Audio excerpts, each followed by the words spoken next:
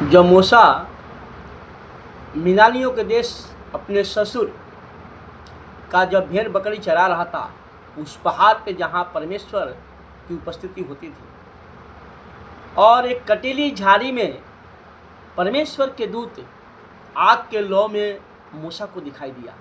वहाँ पे लिखा है, और परमेश्वर के दूत एक कटीली झाड़ी के बीच आग की लौ में उसके दर्शन दिया, और उसने दृष्टि उठाकर देखा कि झाड़ी तो जल रही है पर भस्म नहीं होती है। तब मूसा ने कहा, मैं उधर जाकर इस बड़े अचर कर्म को देखूं। मूसा उस काम को देखने के लिए मुड़ा, मूसा उस अचर कर्म को देखने के लिए मुड़ा। और जब वो गया तो उस झाड़ी में से एक आवाज़ आई, मूसा ये जगह पवित्र है, अपनी जूती को उतार दे। और मूसा डर गया, अपने मुंह को ढक लिया। पर परमेश्वर ने उसे कहा, हे मूसा, तुझे पृथ्वी पर मिलने के लिए आया है कि मेरे लोग जो मिस्र में रहते हैं उनको छुड़ाने के लिए तुझे मैं तैयार करूं।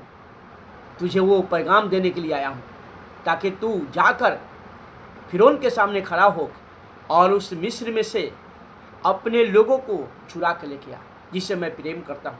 उनकी चिल्लाहट और उनकी मेहनत और उनकी सारी प्रकार के जो मिस्री लोग बुराई उसके साथ करते हैं, इसको मैंने देखकर पृथ्वी पर उतर आया है। मूसा कहा, मैं कौन हूँ जो जाकर उनको छुड़ाऊँ? तू किसी और को भेज दे।